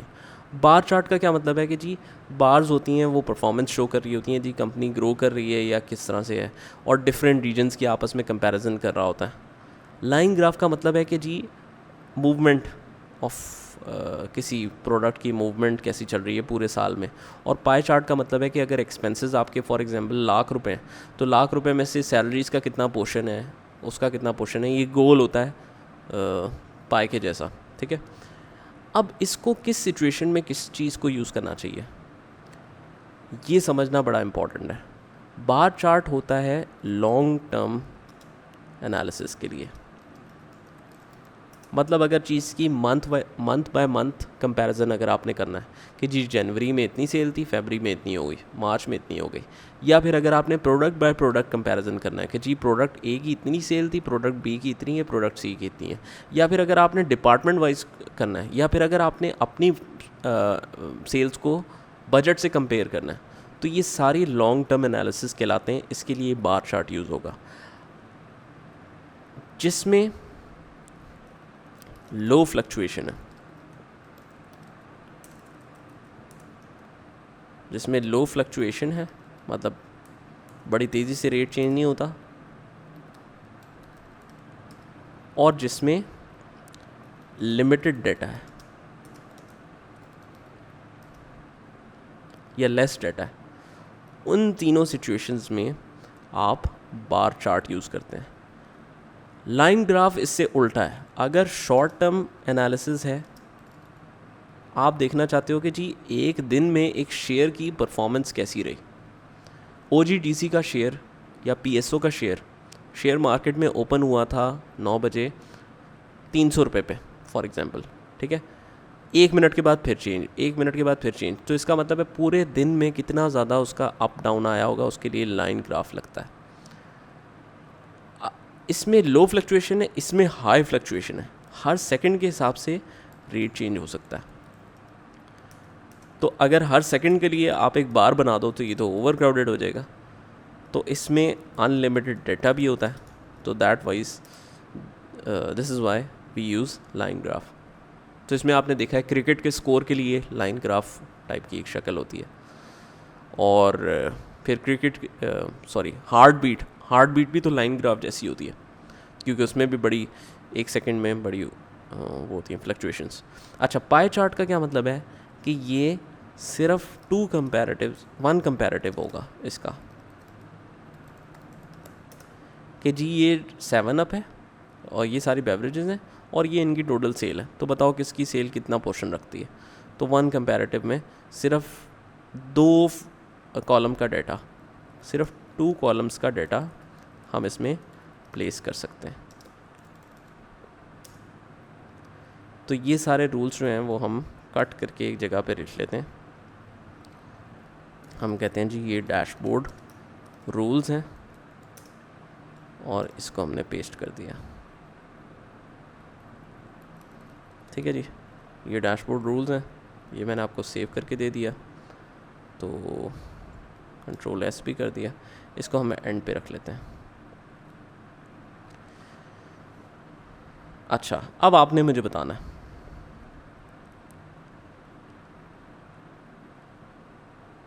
यहाँ पर 2 वे एनालिसिस है। याद रखिए कि 2 वे एनालिसिस जब होता है तो लाइन ग्राफ काम नहीं कर सकता। लाइन ग्राफ सिर्फ 1 वे एनालिसिस में काम करता है, ठीक है। तो पाई चार्ट भी नहीं काम कर सकता, क्योंकि पाई चार्ट में सिर्फ 2 फील्ड चाहिए होती हैं। एक में सिर्फ नाम होने चाहिए और दूसरे में फिगर्स होनी चाहिए, मतलब सिर्फ टोटल्स को कंपैरिजन कर सकता है। जब 2 वे डेटा होगा कि जी 7 अप भी है और बैरियर टाउन भी और सेल भी है, 3 वे डेटा होगा, तो फिर आपके पास कोई ऑप्शन ही नहीं रह जाती सिवाय बार चार्ट लगाने के। तो हम क्या करते हैं, बार चार्ट लगा के देख लेते हैं। सबसे पहले हमने बार चार्ट लगाने के लिए कुछ भी नहीं करना आपने, सिंपल किसी भी सेल में आप क्लिक रखें, पिवट टेबल ऑप्शंस हमारे पास आ रही होंगी। हमारे पास एनालाइज है और डिज़ाइन है। पिवट चार्ट और चार्ट्स एक ही चीज़ है। आप पिवट चार्ट में जाएं, पिवट चार्ट में कॉलम चार्ट भी बस बार चार्ट ही होता है, लेकिन बस बार और कॉलम में उन्होंने फ़र्क ये रखा हुआ है कि बार हॉरिजॉन्टल है और कॉलम वर्टिकल है। हम सोचे समझे बगैर सिर्फ एक कॉलम चार्ट के पहले ऑप्शन को, अमूमन क्या होता है कि हम पहले ही ऑप्शन पे बस क्लिक कर देते हैं आंख बंद करके, तो वही काम करते हैं। कॉलम्स पे जाके क्लस्टर्ड कॉलम को सिलेक्ट करके ओके कर देते हैं। ये एक चार्ट लग गया, तो कोई मसला ही नहीं था। चार्ट लगाना तो बहुत आसान है। लेकिन क्या ये चार्ट बड़ी आसानी से समझ में आ रहा है या मुश्किल हो रही है? मुश्किल हो रही है समझने में। इसलिए मुश्किल हो रही है कि डेटा ज़्यादा है, ओवर क्राउडेड लग रहा है चार्ट। ये है किसके हिसाब से? लिखा हुआ है 7 अप, कोक, ड्यू। अब 7 अप सिर्फ के एनालिसिस के लिए ये अलग अलग सिर्फ क्या बताना चाह रहा है कि जी 7 अप की किस रीजन में कितनी सेल हुई, उसके लिए हर रीजन के लिए यह अलग लाइन बना रहा है। अगर हम कहते हैं कि ऐसा हो जाए कि ये तो बहुत ज़्यादा ओवर क्राउडेड हो रहा है, 7 अप की टोटल सेल की लाइन एक ही हो, लेकिन उसमें डिफरेंट कलर्स के पोर्शन आ जाएं, जिससे हमें पता चले कि जी किस रीजन की ज़्यादा सेल है, किसकी कम है। क्योंकि ग्राफिकल रिप्रेजेंटेशन का असल मकसद अलग अलग लाइनें लगाना नहीं है, सिर्फ एनालिसिस कर पाना ये एक चीज़ है। तो हम क्या करेंगे, हमें चेंज चार्ट करना पड़ेगा। अगर आप चाहें चार्ट को डिलीट भी कर सकते हैं। चार्ट को डिलीट करने का क्या तरीका है, आपने चार्ट पे क्लिक किया, किसी भी वाइट स्पेस पे क्लिक किया और डिलीट का बटन दबा दिए, डिलीट हो जाएगा। लेकिन अगर हमने कंट्रोल-Z ऐसा नहीं करना, तो हम क्या करते हैं कि जी इसी चार्ट को राइट क्लिक करते हैं और कहते हैं जी चेंज कर दो चार्ट टाइप, चेंज कर दो चार्ट टाइप। तो कॉलम में वही क्लस्टर्ड में आ गया। हम कहते हैं नहीं, क्लस्टर्ड नहीं होना चाहिए, स्टैक्ड होना चाहिए, और करके ओके कर देते हैं। तो देखें अब कितना ज़बरदस्त हो गया। अब ये बेहतर बता रहा है। अगर आपको अब रीड करना हो तो आप बड़ी आसानी से रीड कर सकते हैं कि जी अगर मैं आपसे पूछूं जी सबसे कम किस रीजन की सेल है, तो आप इजीली बता देंगे जी मॉडल टाउन की है। और अगर सबसे ज़्यादा सेल पूछूं तो आप ये भी बता सकते हैं कि जी ये समनाबाद की है या फिर ये बहरिया टाउन की है। लेकिन अभी भी एक प्रॉब्लम है, ये एनालिसिस रीड करना बड़ा आसान है क्योंकि इसकी सेल बहुत ज़्यादा है। ओवरऑल सेल समनाबाद में है ही बहुत ज़्यादा। 7 अप की ओवरऑल सेल स्प्राइट की है ही बहुत ज़्यादा, 7 अप की सेल ही कम है। तो अगर और भी इसकी कम होती, सेल्स समझ लें होती 7 अप की टोटल इतनी, और उसमें डिफरेंट रीजन्स भी आ रहे होते, तो ऐसी गिची मिची सी मच जाती कि आपको कुछ नज़र ही नहीं आता ये एनालिसिस होने के बावजूद। तो अगर एक प्रोडक्ट की बहुत ज़्यादा सेल है और दूसरे की बहुत कम सेल है, तो आप क्या करेंगे, इसको चेंज चार्ट टाइप करके बजाय आप फिगर्स में डिस्ट्रीब्यूट करने के इसको परसेंटेज में स्प्लिट कर सकते हैं। 100% स्टैक कॉलम, वो कह रहा है 100%, ये परसेंटेज के हिसाब से मैंने दिखा दी कि ज़ाहिर है हर प्रोडक्ट जितनी भी सेल रखती हो वो है तो परसेंटेज 100% उसकी। तो इसके 100% में से ज़्यादा सेल किसकी है, कम सेल किसकी है, ये बता रहा है। फिर इसमें ज़्यादा सेल किसकी है, कम सेल किसकी है। तो इसका मतलब है ये चार्ट रीड करना बड़ा आसान हो गया। हम इस सिचुएशंस में ऐसा चार्ट बनाया करेंगे। अगर आपने चार्ट को कुछ कस्टमाइज़ करना है तो आप वापस चार्ट पे क्लिक करें, तो अब 3 टैब्स आ गए हमारे पास, एनालाइज का, डिज़ाइन का और फॉर्मेट का। हम क्या करेंगे, डिज़ाइन में जाएंगे। डिज़ाइन में देखें thousands of different formats available हैं हमारे पास। 2016 में तो और भी खूबसूरत अवेलेबल हैं।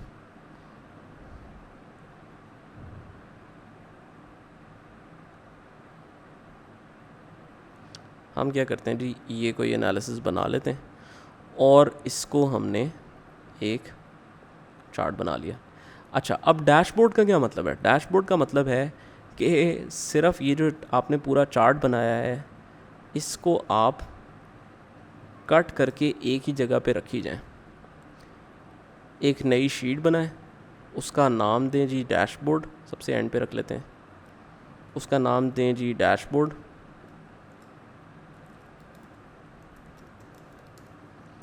उसको कोई खूबसूरत सा कलर दे दें आप। पूरी शीट को ब्लैक कर दिया। इसको थोड़ा सा जो है ऊपर मैं जगह छोड़ देता हूँ। मैंने जनाब इसको यहाँ पर आके इस चार्ट को पेस्ट कर दिया। तो बाकी सारे चार्ट्स भी हम यहीं पर रखते जाएंगे, तो वो इकट्ठे सारे हो जाएंगे। तो इसका मतलब है वो डैशबोर्ड है, बस ये चीज़ है। ठीक है, तो ये एक चार्ट आप बना के देखें इस तरह से, बेवरेज वाइज जो हमने बनाया और कट करके डैशबोर्ड पे रखें। फिर बाकी हम आगे देखते हैं मंथ वाइज सेल्स का। अच्छा, अब इसके बाद है हमारे पास month wise sales. Month wise sales में हम देख सकते हैं कि हमारे पास 2 साल का डेटा है, जिसमें जनवरी टू दिसंबर ऑफ 2016 और जनवरी टू दिसंबर ऑफ 2017 मौजूद है, और 2 कंपैरेटिव्स मौजूद हैं कि मतलब यहाँ पर मंथ का नाम और यहाँ पर उसकी टोटल सेल्स अमाउंट। अब मैंने आपको बताया था कि अगर डैशबोर्ड रिपोर्टिंग में हमने चार्ट्स इंसर्ट करने हैं तो उसमें बार चार्ट, लाइन ग्राफ और पाई चार्ट का हमारे पास ऑप्शन है। लेकिन अगर शॉर्ट टर्म फ्लक्चुएशन है तो लाइन ग्राफ यूज़ होगा, अगर लॉन्ग टर्म फ्लक्चुएशन है तो बार चार्ट यूज़ होगा। तो असूलन तो यहाँ पर बार चार्ट यूज़ होना चाहिए, क्योंकि जनवरी और फरवरी, मतलब पहले जनवरी की सेल है फिर फरवरी की सेल है, तो ये तो लॉन्ग टर्म फ्लक्चुएशन हुई, हर सेकंड के हिसाब से तो रेट चेंज नहीं हो रहा। लेकिन एक और भी कंडीशन हमने लिखी थी, अगर हम डैशबोर्ड रूल्स पे जाएं, कि जहाँ पर लिमिटेड डेटा है, बहुत कम डेटा है, तो फिर आप बार चार्ट यूज़ करें। लेकिन जहाँ पर ज़्यादा डेटा है या जहाँ पर समझ लें मोर डेटा, आप लिख लें मोर डाटा है तो वहाँ पर आपको लाइन ग्राफ यूज़ करना चाहिए, क्योंकि अगर हम इस जगह पे आके देखें मंथ वाइज सेल्स में, तो हैं तो वैसे 12 महीने का एनालिसिस, लेकिन 2 साल मिला के तो ये 24 महीने बन गए। तो 24 बार्स लगाना भी ज़रा इतना फिजिबल ऑप्शन नहीं है। हम लगा के देख लेते हैं फिर भी कि कैसा लगता है। बेसिकली चार्ट पर डिपेंड करता है कि जो चीज़ आपको बेहतर समझ में आ रही है वो चीज़ आपने लगानी है, ठीक है। तो मैं क्या करूँगा, इसी में पिवट टेबल है क्योंकि, तो पिवट टेबल के अंदर जैसे ही आप आएंगे तो आपके पास एनालाइज और डिज़ाइन का टैब होगा। हम एनालाइज के टैब पे जाके पिवट चार्ट इंसर्ट करके देखते हैं। अब देखिए, अगर मैं कॉलम में क्लस्टर्ड कॉलम को इंसर्ट करता हूँ तो ये ठीक है, लेकिन बहुत ज़्यादा ओवर क्राउडेड है। 2016 भी आ रहा है और 17 भी आ रहा है, ये एक तरीका है। अगर हम स्टैक कॉलम इंसर्ट करें तो स्टैक कॉलम से कोई फ़र्क नहीं पड़ेगा, क्योंकि इसमें 2 डायमेंशनल डाटा नहीं है।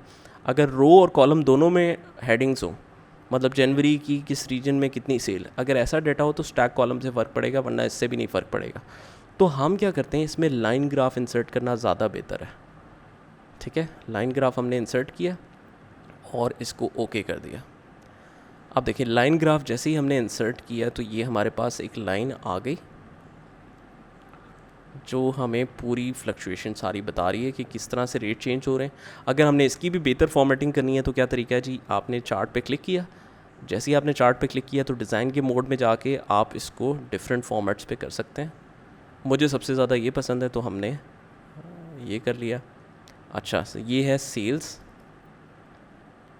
बाय मंथ्स, ठीक है। हमने ये कैप्शन भी डाल दी, तो इस तरीके से आप इसको कर सकते हैं। अच्छा, लेकिन अगर हम गौर करें इस डेटा पे, तो सारी सेल जो है वो तो 2 लाख से ऊपर है, और ऑटोमेटिकली इसने ये लेवल्स ख़ुद से बनाए हैं। जब भी आप डेटा लेते हो ना, तो एक्सेल ख़ुद से लेवल्स डिफ़ाइन कर लेता है कि जी इसका मतलब है हमें इतना इतना लेवल बनाना चाहिए। लेकिन हमें पता है कि जी लाख का लेवल और 0 से लाख तक का और लाख से 2 लाख तक का तो यूज़ ही नहीं होगा, तो ये डेटा जंक कहलाता है। अगर सारा डेटा इससे ऊपर का है तो हम क्या करते हैं कि ये 2 लाख से ही स्टार्ट करते हैं। तो 2 लाख से स्टार्ट करने का क्या तरीका है, आपने इस फिगर्स पे सिंगल क्लिक करेंगे तो ये सिलेक्ट होगा, हमने इस पर डबल क्लिक करना है। तो जैसे ही डबल क्लिक करेंगे, देखिए लेफ़्ट साइड पे आपके पास फॉर्मेट एक्सेस आ गया। वो कहता है मिनिमम कहाँ से स्टार्ट करना है। हम कहते हैं मिनिमम स्टार्ट करना है किससे, कितने ज़ीरोज़ हैं ये, 1 2, ये कितने ज़ीरोज़ हैं, 1, ये हैं जी 1 2 3 4 5 6 7। तो हम कहते हैं जी 1, बल्कि शुरू से गिनते हैं, ओके।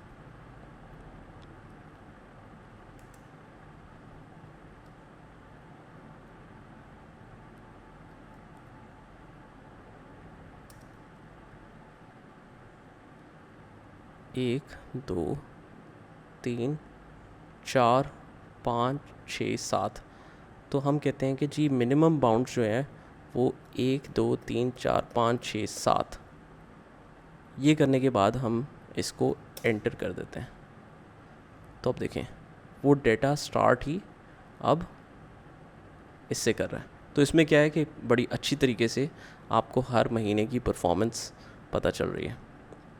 तो डिपेंड करता है, अगर आपको वो बेहतर लगता है तो आप वो भी कर सकते हैं, ठीक है। तो हम ये भी कट करके, ये एनालिसिस हमने बना लिया, हम इसको कट करके इसको भी हम डैशबोर्ड पे जाके यहाँ पर रख देते हैं। इसको थोड़ा सा साइज़ इसका कम कर देते हैं और इसको ऐसे कर देते हैं, तो ये एक ऊपर आ गया। इसको थोड़ा सा लेंथ में बढ़ा देते हैं। अच्छा, फिर हमारे पास है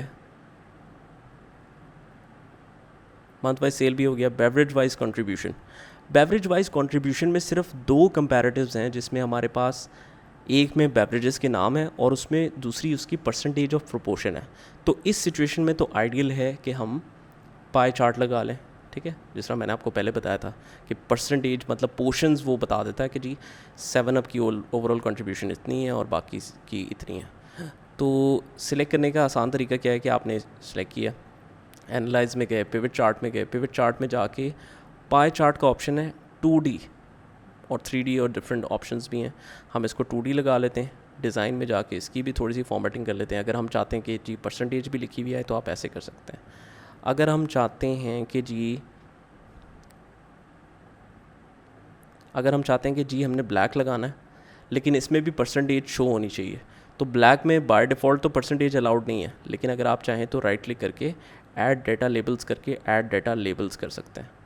और इसका पाई का साइज़ भी अगर आप कोने पे इससे पाई से ज़रा सा बाहर क्लिक करें तो ये आपके पास ऑप्शन आ जाएगी, आप इसको इंक्रीज़ भी कर सकते हैं साइज़ को। ठीक है, फिर इसका हम कर देते हैं बेवरेजेस वाइज सेल्स कंट्रीब्यूशन, और इसको भी हम कट करके अपने डैशबोर्ड पे रख देते हैं। तो ये हमारे पास एक डैशबोर्ड है जिसमें हम इसका साइज़ थोड़ा सा कम कर लेते हैं और इसको यहाँ पर इसके साथ में पेस्ट कर देते हैं। तो ये कि और एनालिसिस आ गया। ठीक है, उसके बाद इसकी थोड़ी सी फॉर्मेटिंग आप अपने हिसाब से कर सकते हैं। ये आ गया हमारे पास एनालिसिस।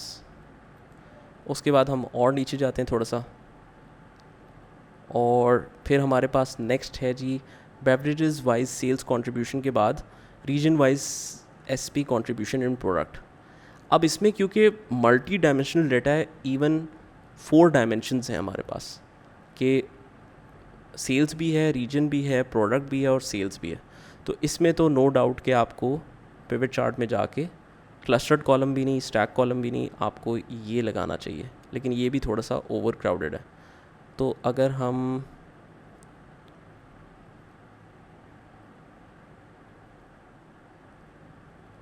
इसमें तो कोई भी विजिबल नहीं लग रहा,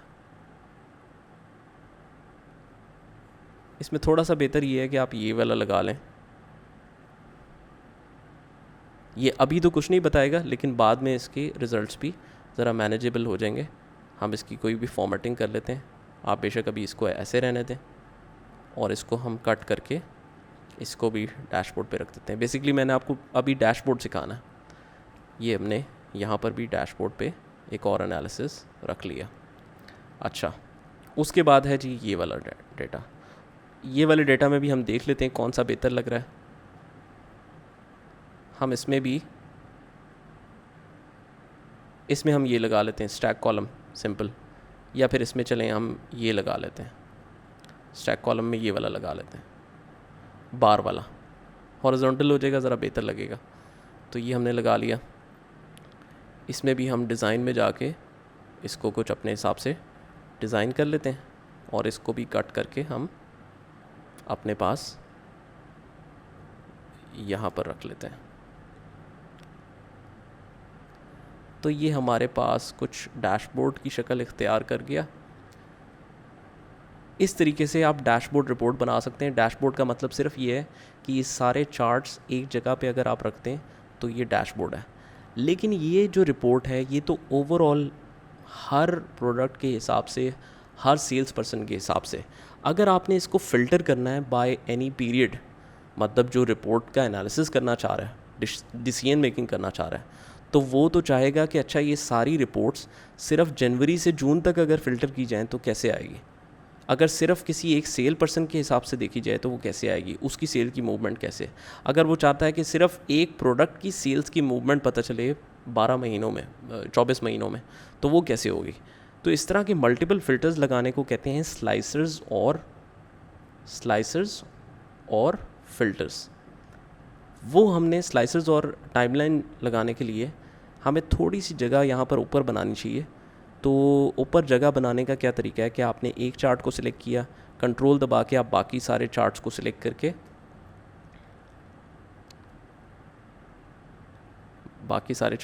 करके हम थोड़ा सा सबको इतना कोई नीचे मूव कर लेते हैं। ऊपर जाके देखते हैं कि जी स्पेस बनी कि नहीं। ये स्पेस बन गई हमारे पास। यहाँ पर हम क्या करेंगे, टाइमलाइन इंसर्ट करेंगे। अब टाइमलाइन क्या होती है अभी आपको समझने की ज़रूरत नहीं है, जैसे ही मैं आपको साथ साथ जो भी चीज़ें बता रहा हूँ ना, जैसे ही वो कंप्लीट होंगी आपको खुद ही समझ में आ जाएगी कि टाइमलाइन क्या कर रही है। हमने सारे चार्ट्स बना के एक जगह पे इंसर्ट कर लिए। अब हम किसी एक चार्ट को सिलेक्ट करते हैं, पहले वाले को सिलेक्ट कर लिया हमने। इंसर्ट पे जाके अब हमारे पास दो ऑप्शंस हैं, टाइमलाइन की और स्लाइसर की। याद रखिएगा कि ये सिर्फ 2013 एक्सेल और इससे ऊपर के वर्जन मतलब 2013 और 2016 सिर्फ इसमें ये ऑप्शंस अवेलेबल हैं। अगर आप 2007 या 10 यूज़ कर रहे हैं तो ये टाइमलाइन और स्लाइसर्स की ऑप्शन आपके पास नहीं आएगी। तो हमने टाइमलाइन इंसर्ट की, वो कहता है एक ही ऑप्शन है बाय डेट ही टाइमलाइन इंसर्ट हो सकती है। हमने कहा ठीक है, डेट के हिसाब से हमने टाइमलाइन इंसर्ट कर दी। ये देखें ये एक टाइमलाइन आ गई हमारे पास। इसको हम थोड़ा सा साइज़ में भी इंक्रीज़ कर लेते हैं और इसको हम लेंथ में भी इंक्रीज़ कर लेते हैं। ठीक है, तो ये टाइमलाइन आ रही है। अगर आप चाहें तो इसका कोई कलर भी चेंज कर सकते हैं। हम इसका कलर ये कर देते हैं। अब ज़रा हम गौर करते हैं। ये देखें हमारे पास एक चार्ट है और इसकी पूरे सारे पीरियड्स की ये रिपोर्ट आ रही है, लेकिन हम ये कहते हैं कि ये रिपोर्ट सिर्फ मुझे जनवरी से जून तक की चाहिए। तो आपने क्या करना है, सिर्फ जनवरी और जून पे ऐसे फेरना है, ऐसे सिलेक्शन करनी है। तो देखें ये सिर्फ जनवरी टू जून की रिपोर्ट दे रहा है। अगर हम कहते हैं अक्टूबर से दिसंबर तक की दिखाओ तो अक्टूबर से दिसंबर तक की दिखा देगा। मतलब कि जो भी पीरियड आप ऐसे सिलेक्ट करते जाएंगे ये सिर्फ उस पीरियड की रिपोर्ट दिखाता जाएगा। तो ये है डायनेमिक डैशबोर्ड, जिसकी बड़ी ज़्यादा डिमांड है। हर इंटरव्यू में भी आपसे ये पूछा जाता है कि जी डैशबोर्ड रिपोर्टिंग अगर आपको आती है तो आप पता नहीं क्या कंसिडर होते हो कि जी कितना एक्सपर्ट है ये। हालांकि है बड़ी सिंपल सी चीज़, लेकिन अगर हम गौर करें तो देखें ये मैं चेंज करता हूँ, मैं थोड़ा सा साइज़ ज़रा रिड्यूस करता हूँ। मुझे ये बताएं कि जब मैं ये चेंज कर रहा हूँ तो कोई बाकी चार्ट्स की फिगर्स कुछ चेंज होती लग रही हैं? बाकी चार्ट्स में तो कुछ भी चेंजेस नहीं आ रही। इसका मतलब है ये जो टाइमलाइन है ये कनेक्टेड है सिर्फ इस चार्ट के साथ। जिस चार्ट को हम सिलेक्ट करके टाइमलाइन लगाएंगे सिर्फ वो उसके साथ कनेक्टेड होगी। अगर हमने बाकियों के साथ भी कनेक्ट करनी है तो आपको क्या करना है, इस टाइमलाइन पे राइट क्लिक करें और रिपोर्ट कनेक्शंस में चले जाएं। रिपोर्ट कनेक्शंस में वो कह रहा होगा बाकी सारे पिवट टेबल भी सिलेक्टेड हैं लेकिन आपने सिर्फ पिवट 3 के साथ कनेक्ट किया हुआ है। तो क्या बाकियों के साथ भी कनेक्ट करना है? बिल्कुल करना है। हम बाकी सबको भी चेक कर देते हैं। ये बाकी सबको भी हमने चेक कर दिया। अब देखें क्या होता है। हम ज़रा सा साइज़ दोबारा से कम करते हैं। वाह, ये देखें जो भी आप टाइम पीरियड चेंज करते हैं उसके हिसाब से ये तमाम रिपोर्ट्स आपकी चेंज हो रही हैं। ठीक है, तो ये है टाइमलाइन का मकसद, सारी रिपोर्ट्स चेंज होंगी। अगर हम ये देखें तो इस तरीके से आपका किसी भी किस्म का एनालिसिस बनाया जा सकता है। अच्छा, इसको हम थोड़ा सा ऊपर और ले आते हैं।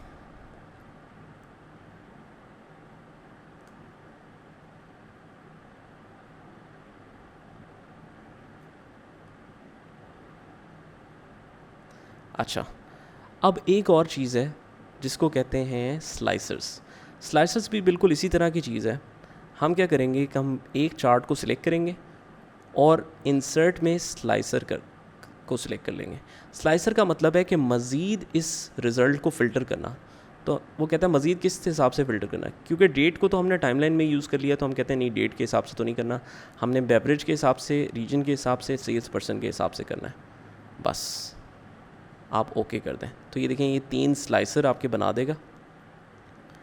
इसको मैं क्या करता हूँ, तीनों को कंट्रोल से होल्ड करके आप इसको यहाँ ऊपर ले आएँ और इसको अलग अलग जगह पे रख लें।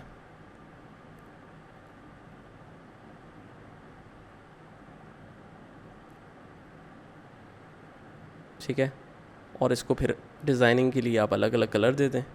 आप कहते हैं जी ये वाला स्लाइसर में भी देखें ऑप्शंस आ रही हैं। यहाँ पर आप आके इसको ग्रीन कर दें, इसको आके जनाब ऑरेंज कर दें, इसको आके आप जनाब ब्लू कर दें। तो इस तरीके से ये ज़रा बेहतर लुक निकाल देगा। अच्छा, अब ये कह रहा है कि ये सारी सेल्स ओवरऑल पीरियड की और सारे मंथ्स की, सारी प्रोडक्ट्स की है।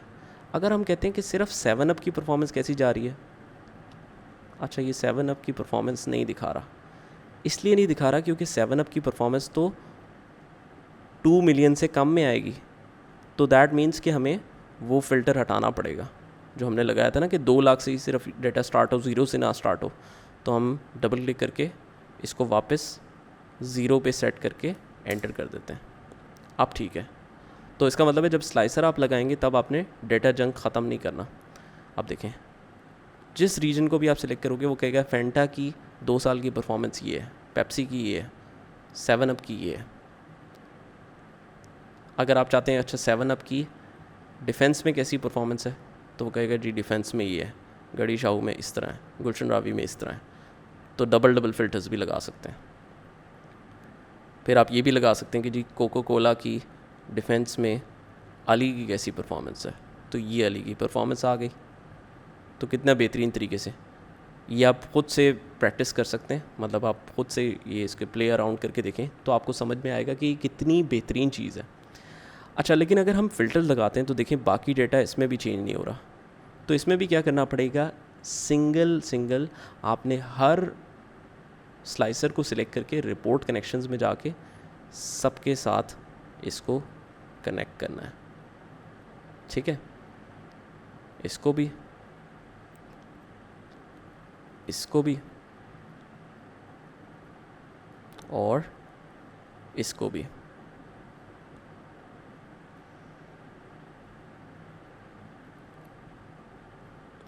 सबके साथ हमने ये कनेक्ट कर लिया।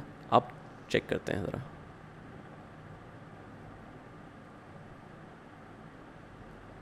ये देखें सारी रिपोर्ट्स आपकी ये चेंज हो रही हैं। तो ये इतनी ज़बरदस्त किस्म की चीज़ है। अच्छा, अब इसमें क्योंकि एक ही जगह पे परफॉर्मेंस सारी नहीं नज़र आ रही होती, तो आपके पास चॉइस है कि आप चाहें तो ये सारे फ़िल्टर्स ऐसे ऊपर की तरफ रख सकते हैं कि जी आप कहते हैं ये सारे लाइन में एक आ जाएं।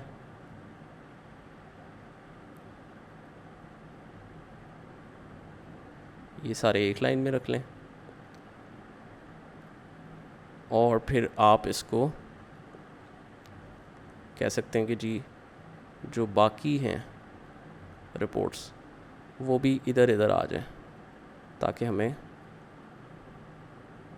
ज़रा एक ही जगह पे सारा एनालिसिस देखने का मौका मिल सके। ओह शिट, ये बंद हो गया।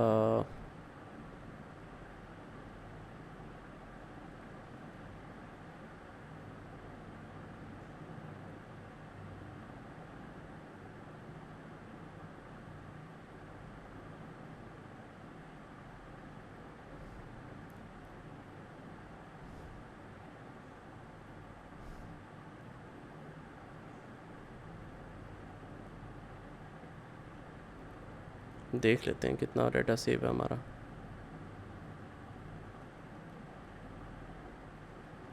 डैशबोर्ड वाला डाटा हमारा डिलीट हो गया अनफॉर्चुनेटली।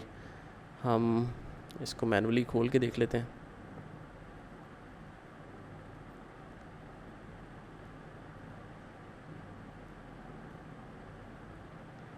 नहीं, डैशबोर्ड वाला डाटा हमारा डिलीट हो गया, लेकिन कोई मसला नहीं है।